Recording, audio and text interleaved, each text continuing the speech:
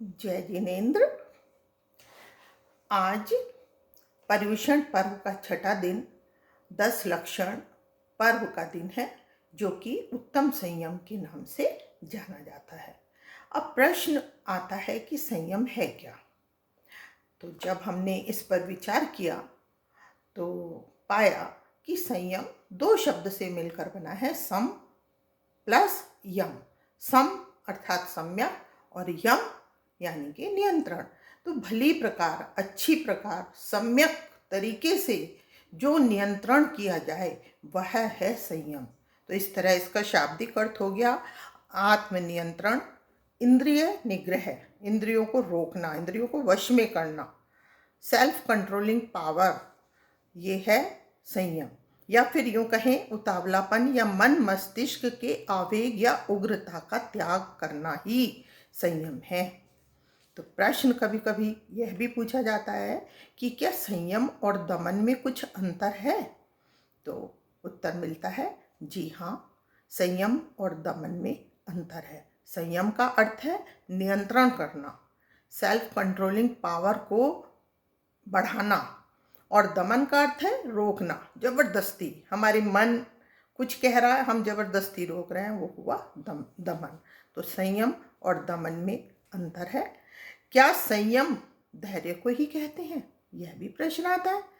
तो जब हम इस पर विचार करते हैं तो पाते हैं कि संयम के लिए धैर्य आवश्यक है। संयम को धैर्य नहीं कहते, बल्कि धैर्य पहले आता है, तब जाकर हम अपनी इंद्रियों पर, अपने आवेगों पर नियंत्रण पा सकते हैं। धैर्य या संकल्प का यदि हम व्रत लें तो पहले छोटे छोटे व्रत लें, जैसे कि आज मैं वही करूँगा जो मेरे मन को अच्छा लगेगा, और मैं चाहता हूँ खुश रहना, स्वस्थ रहना और सबसे योग्य, सबसे ज़्यादा योग्य होना। तो इसके लिए हम प्रयत्न करेंगे, संयम करेंगे, धैर्य रखेंगे, तभी जाकर अपने को सिद्ध कर पाएंगे। अब हमसे कहा जाता है कि व्रत को अपनाएं तब संयम धारण कर सकते हो। तो व्रत क्या है, कैसे अपनाएं व्रत को। तो व्रत से भी संयम साधा जा सकता है, जैसे कि आहार विहार, निद्रा जागृति, मौन। क्या जरूरत से ज़्यादा बोलने की स्थिति में संयम से ही स्वास्थ्य तथा मोक्ष घटित होता है। यदि संयम नहीं है तो यम, नियम, आसन सब व्यर्थ सिद्ध होता है। अब प्रश्न आता है कि संयम तो हमने जाना, ये भी समझ गए कि संयम और धैर्य क्या है, और छोटे छोटे व्रत को लेने के का भी हमें समझ आ गया कि संयम के लिए पहले छोटे छोटे व्रत ले, फिर आगे बढ़े। लेकिन ये संयम होता क्या है, कितने प्रकार का होता है।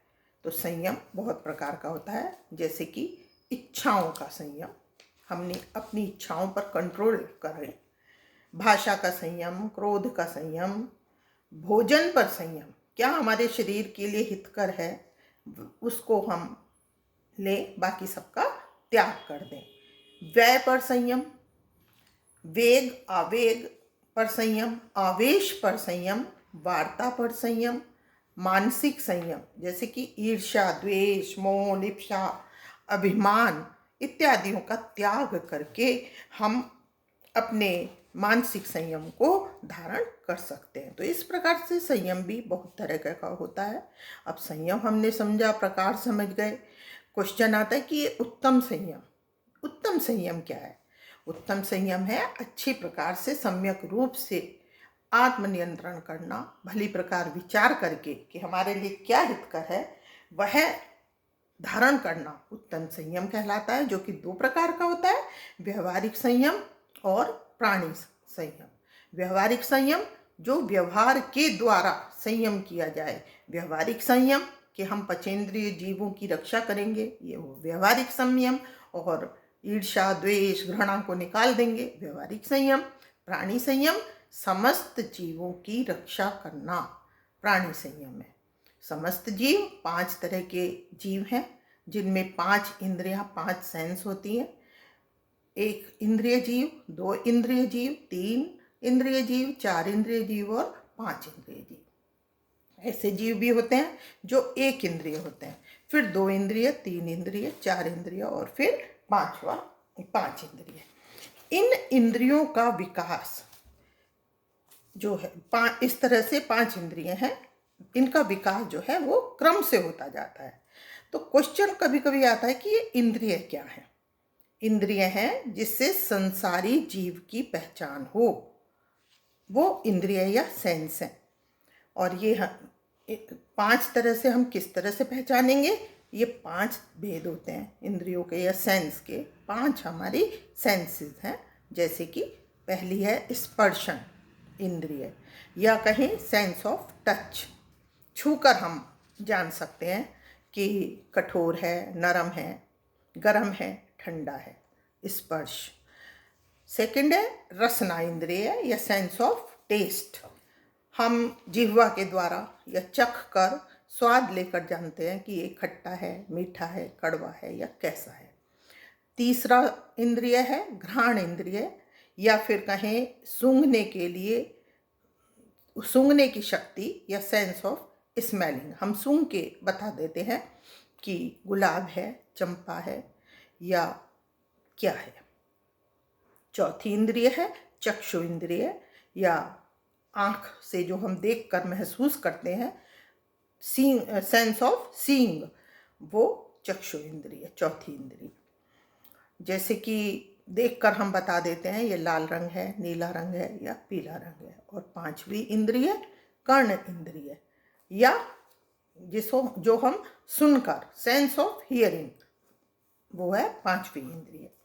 तो जैसा कि हमने पहले भी जाना कि इन इंद्रियों का विकास क्रमशः होता है, यानी जिस जीव के चक्षु या आँख होगी, और आँख है चौथी इंद्रिय, तो चौथी इंद्रिय यानी कि 4 इंद्रिय के जो जीव होंगे, यह जरूरी है कि उसके 3 इंद्रिय होंगी, जरूर होंगी, तब वो 4 इंद्रिय जीव कहलाया। तो पहली 3 इंद्रिय कौन सी हैं, जैसे कि स्पर्श इंद्रिय, स्वाद का अनुभव करने की इंद्रिय। थर्ड है सूंघने की शक्ति। जब ये 3 शक्तियाँ डेवलप होंगी तब चौथी इंद्रिय होगी चक्षु इंद्रिय। तो इस तरह से ये इंद्रियों का विकास क्रमशः होता जाता है। अब प्रश्न आता है कि पंचेंद्रिय, ठीक है, 5 इंद्रिय, 5 सेंस जिसके कार्य करे वो पंचेंद्रिय जीव होता है, जैसे कि मनुष्य या जानवर। लेकिन 1 इंद्रिय, 2 इंद्रिय, 3 इंद्रिय, ये तो हमने जाना कि 1 इंद्रिय जिसके होती है या 1 सेंस जिसका काम करता है वो 1 इंद्रिय जीव। 2 सेंस काम करते हैं, 2 इंद्रिय जीव। तो 1 इंद्रिय जीव कौन से होते हैं? 1 इंद्रिय जीव जैसे कि पृथ्वी, पर्वत आदि पृथ्वी कायिक जीव 1 इंद्रिय जीव।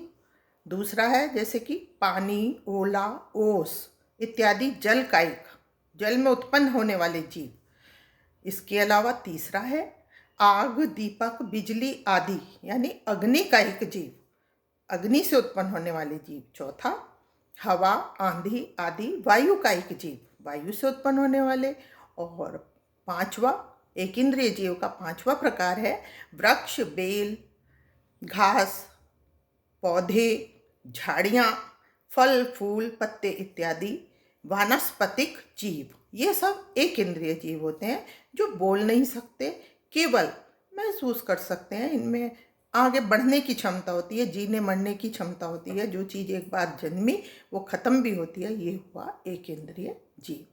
इसी तरह 2 इंद्रिय जीव जिनके 2 इंद्रियां होती हैं, यानी कि स्पर्श और रसना, यानी कि सेंस ऑफ टच और सेंस ऑफ टेस्ट, वो हो गए 2 इंद्रिय जीव। 2 सेंस काम करते हैं, जैसे कि केंचुआ, जोंक या लठ। और 3 इंद्रिय जीव जिनके 3 सेंस काम करते हैं, वो हैं चींटी, खटमल, जूं, कीड़े मकोड़े। 3 इंद्रिय यानी कि sense of touch, sense of taste and sense of smelling. 4 इंद्रिय जीव कौन से हैं, जैसे कि मक्खी, मच्छर, पतंगा इत्यादि। और 4 इंद्रिय कौन सी हो गई, sense of touch, sense of taste, sense of smelling, sense of seeing, जो देख भी सकते हैं। और 5 इंद्रिय जिनके 5 सेंस काम करते हैं वो है पशु, पक्षी और मनुष्य। इन सब जीवों की रक्षा करना अपने प्राणों की तरह करनी चाहिए। यह है उत्तम संयम। हमें यह बताता है उत्तम संयम कि हम अपने पहले इंद्रियों पर कंट्रोल करें और साथ ही इन प्रकृति प्रदत्त प्राणियों की, चाहे वो एक इंद्रिय जीव हो, एक इंद्रिय से लेकर 5 इंद्रिय जीव तक, उन सब की रक्षा करें। और किसके द्वारा रक्षा करें? जो कि छठी इंद्रिय बताया गया है, मन या मस्तिष्क। मन या मस्तिष्क को छठा इंद्रिय कहा गया है, जो कि विवेकपूर्ण निर्णय करने में सहायता करता है। तो विवेकपूर्ण निर्णय करके मन के विषयों को या मन के विषयों या आसक्तियों से अपने मन को हटाना तथा स्वयं को आत्मा में स्थिर करना ही संयम या उत्तम संयम है। और इसी संयम के कारण ही जिनेंद्र या तीर्थंकर भगवान सब इस सांसारिक वैतरणी से पार हो सके, वरना सांसारिक कीचड़ में ही फंसे रहते। मात्र उपवास करना या दान देना ये धर्म नहीं है। ये तो शरीर, धन या परिवार से मोह त्यागने का एकमात्र साधन है। यदि हम इन पर विजय प्राप्त कर लिए तब हम संयम कर सकते हैं या धर्म में प्रवृत्त हो सकते हैं। तो उत्तम संयम को हमने आज जाना। उत्तम संयम के द्वारा ही धर्म की प्राप्ति की जा सकती है। आज बस इतना ही। कल हम आगे के स्वरूप पर चर्चा करेंगे। आज जय जिनेंद्र।